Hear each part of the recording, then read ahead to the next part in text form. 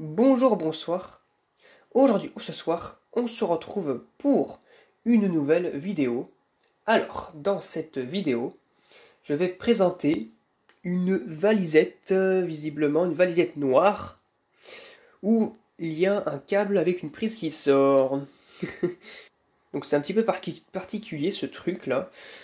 Alors, ça ressemble vraiment à une valisette. Non, je ne fais pas mes valises. Voilà, une valise avec une poignée pour la tenir. Donc c'est une valisette portable, électrique, visiblement électrifiée. Voilà la prise électrique qui est là. Et les ouvertures visiblement qui semblent ici. Voilà. Donc c'est une valisette de marque KF. Innovation et technologie. Voilà, bon, super. Alors ça c'est assez spécial quand même. Hein. J'ai rarement vu des valisettes électrifiées comme ça. Bon bah maintenant ce qu'on va faire c'est qu'on va l'ouvrir. Hein. On va l'ouvrir. Hop là. Comme ceci. Hop là, on la couche. C'est parti pour voir ce qu'il y a dedans. Voilà ce qu'il y a dedans. Alors de la mousse. Et une série de tubes fluorescents connectés ensemble, donc en 2 fois quelque chose, donc c'est du 2 x 8 watts visiblement. Ferromagnétique, il y a des starters ici, donc c'est des starters au SRAM, avec des tubes Philips. Alors c'est quoi ces tubes Philips? C'est des tubes Philips TLD 8 watts 0,5. Alors ça, c'est genre de couleur, ça doit être forcément, ça doit être sûrement du bleu d'ailleurs. Du type actinique. Donc, voilà, des UV quoi. Voilà, super. Donc cette valisette électrifiée me vient de REM. Dans le 51, il me semble. Qu'est-ce qu'il y a là? Ah, là il y a des ballasts. Il y a des ballasts. Alors, les ballasts, c'est d'être des ballasts de 15 watts, je pense. Voilà. Des ballasts de 15 watts. Alors, c'est de l'autre sens finalement. Oh là là. Des ballasts de marque MEC 86. Fabriqués en Italie. Donc, c'est pour du 15 watts. Donc, c'est bien ça. Donc, 2 fois 8 watts, ça fait 16 watts. Mais bon, 16-15 watts, c'est pareil. Au niveau de la consommation, ça change pas trop. Donc, il me semble que cette valisette, c'est une valisette pour les séances de sérigraphie. Alors, qu'est-ce que c'est une séance de sérigraphie? En gros, on met... Bon, là, en fait, il manque le truc en plastique, là. En fait, normalement, il doit y avoir un socle en plastique transparent ou en verre. On met un circuit imprimé là-dedans. Enfin, un circuit à imprimer là-dedans. On ferme la valisette.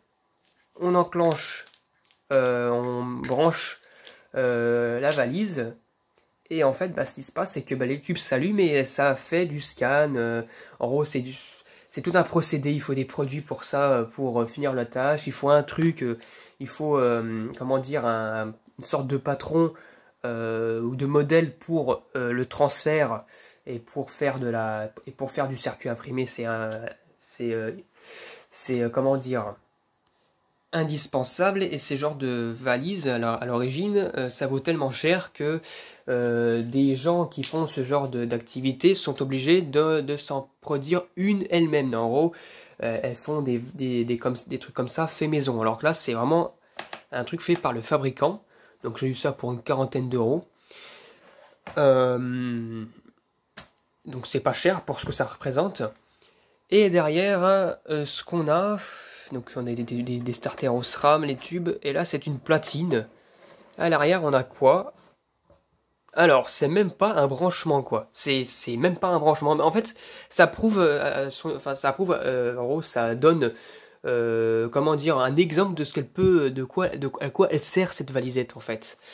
Donc voilà, c'est marqué isole, donc c'est une isoleuse de sérigraphie. Ça s'appelle une isoleuse de sérigraphie, donc c'est assez technique.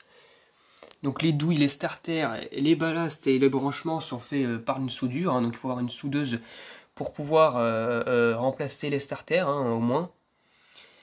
Donc voilà, les ballasts ils sont connectés d'une autre manière, ils sont connectés par des fils et tout passe par là.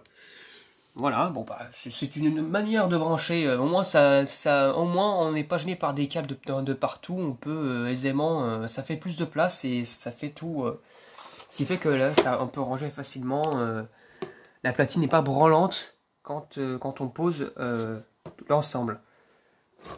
Hop là, on met ça correctement, donc là c'est l'arrivée générale électrique ici là, c'est l'arrivée générale de l'électricité, donc évidemment voilà, hein. Si ça aurait été de l'aluminium ou du métal, ça aurait fait un court-circuit direct, mais c'est pas le cas, donc c'est en plastique là, donc c'est isolant. Et bien maintenant passons au test. 1, 2, 3.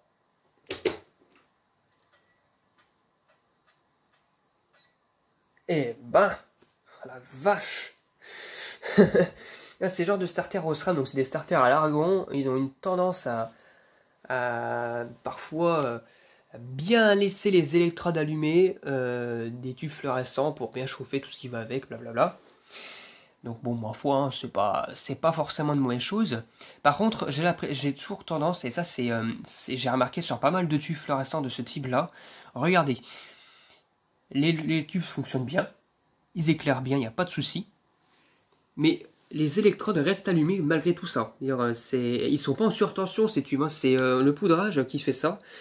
Vu que le poudrage est moins opaque, vu que c'est juste un poudrage pour filtrer les UVC, donc les UV de type C, et bien en fait on les voit, c'est le même type de tube fluorescent que j'ai sur un appareil que j'ai pas encore présenté, que j'aurais dû présenter mais que j'ai pas encore présenté, un appareil, un destructeur d'insectes, j'ai des tubes FSL de 6 watts dessus, c'est pareil en actinique, pareil c'est de l'actinique, en blue ils appellent ça, et on voit les électrodes sur ces genres de trucs, voilà.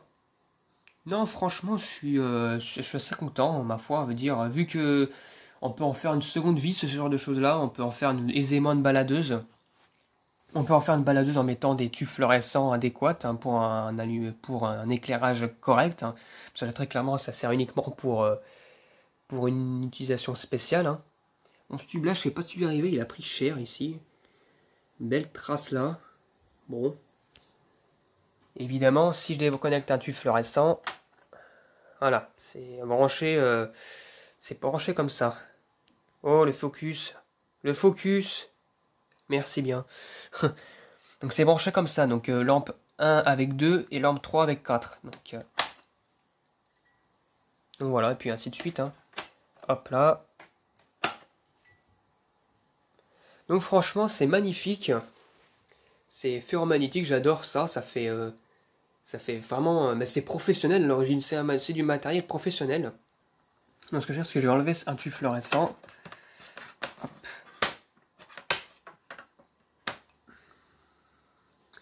Donc voilà, la marque, une belle gravure, hein. Je sais pas de quand il date ce tube, je crois qu'il doit dater des années 90. C'est un tube fabriqué aux Pays-Bas. Merci pour le focus, comme d'habitude il ne fait pas de focus. Aujourd'hui, il n'a pas envie, bref. Voilà, je mets un tube fluorescent d'une utilisation, là un tube fluorescent à l'origine c'est du Sylvania Blanchot, je vais les mettre. Et là, cette fois-ci, comme on peut le voir, ce tube-là, on voit pas les électrodes toujours en allumage constant là. C'est éclairé normalement, il n'y a pas de problème. Il n'y a pas de souci. Alors que ça là, en fait, on voit les électrodes littéralement. Voilà quoi. C'est pas qu'ils sont en surtension, heureusement, sur des bases de 15 watts, ça peut faire plus que ça hein, quand même. Faut pas abuser non plus. Donc voilà, bon bah c'est magnifique. C'est magnifique. Donc on peut faire facilement une baladeuse, comme je l'ai dit, hein, donc une baladeuse 4 x 8 watts en fer magnétique. Ça serait quand même magnifique. Mais voilà, c'est... Hop là, hop, faut bien les caler ces tubes. Voilà, donc c'est pas si compliqué que ça en soi. Voilà, bah sinon, c'est tout ce que j'ai pu présenter là pour cette vidéo là, c'est tout ce que je peux présenter aujourd'hui. Je vais mettre le petit cache ballast. J'espère que cette vidéo vous aura plu. Et à très bientôt pour une prochaine vidéo. Au revoir.